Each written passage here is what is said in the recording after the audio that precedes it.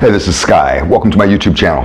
Go check out my website at skysworld.com for life coaching and mentoring. It's bright and early, Saturday morning, mind, body, and soul. This is how we get through. I want to share with you something that I've been doing for many years.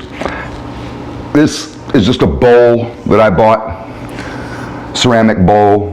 Has kind of that Aztec or Mayan look. Got it at Pier 1. Inside this bowl, as you can see, are a bunch of different little pieces of paper that I have written. I wrote little phrases, positive messages on each one of these. Now, also in this bowl, I do have some fortunes from my many excursions to Chinese restaurants, which I love. And I always look at the fortune cookies. That's part of the experience. And if I get a good fortune, I don't save them all, but if I get a particularly good one, it goes in the bowl. Now, I use this bowl every single morning. Every single day when I start my day, I have a ritual. And I have this in my closet. I have a walk-in closet on my nightstand. And I simply just grab in there at random and pick one out. So let's read it. The one I just picked. Work like you don't need the money. Love like you've never been hurt, and dance like nobody's watching. Now, you've heard that before, and it sounds rather cliche, but man, when I first read that 30 years ago, I've had this bowl for 30 years. That was really a good phrase. Work like you don't need the money. That's hard to do. That's a different mentality than maybe most of you have. Imagine if you loved your job and you did it because you loved it, not because you needed the money. What would that job be? How would you be at work that's different than you are now if you worked like you didn't need the money? Love like you've never been hurt. That's probably the hardest one in all of this. So many people love through a filter of pain, of trauma. I know I have. And you can't hold the next person accountable to what the last person did to you. You dance like no one's watching. It's like stop being so self-conscious. Let's pick another one, just at random.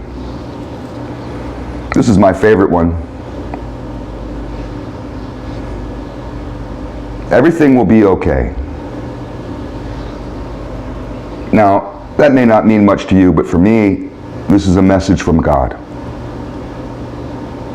When my father was murdered in 1991, I was at my brother's house in Maryland. I got the phone call from my uncle. My uncle had nothing to do, nothing, he is a square. He had nothing to do with any kind of criminal shit. He's just simply my dad's brother. He went to identify the body, take care of business after my dad got murdered. After I hung up the phone with my uncle, receiving the news that my dad was now dead, murdered by a man named Little Mike. I know Little Mike. Little Mike did 4 years in prison for murder. 4 years! There goes your justice system. You guys who love the courts, you love the cops so much, you wave your flag so hard. 4 years in America for murder. That's the justice system. 4 years is what he got. But after I hung up the phone, my mind reeling,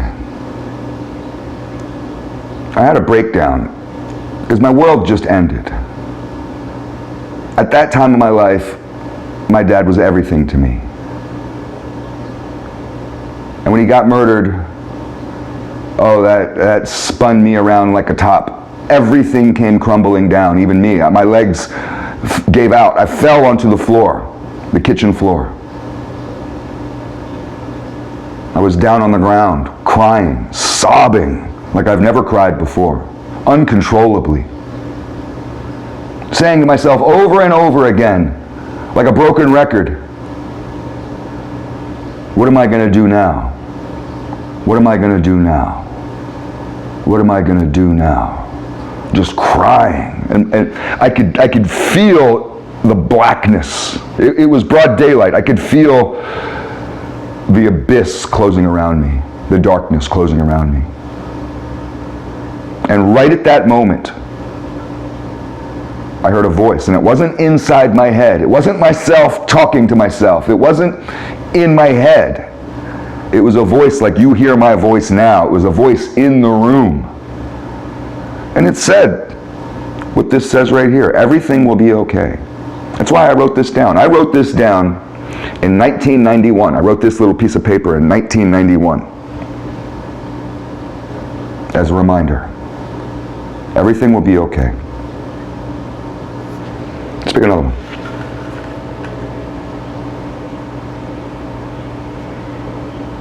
Here's one that I like. It's also fairly generic. Carpe diem. Seize the time or seize the moment. Act now. Stop waiting around. Let's do one more and we can end it off. Hope it's a good one. I wrote this down many years ago to remind myself that life isn't so bad.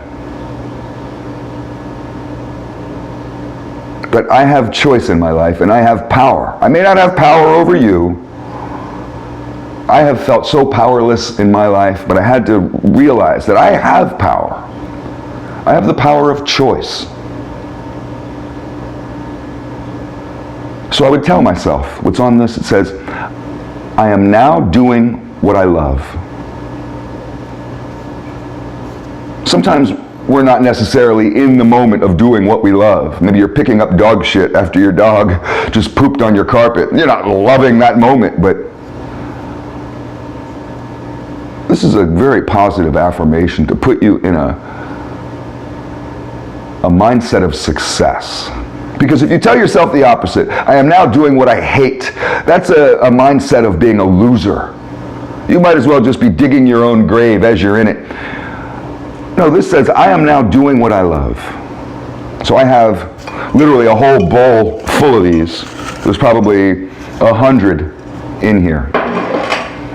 It's just part of what I do every single day. Keep me on focus, keep me on track.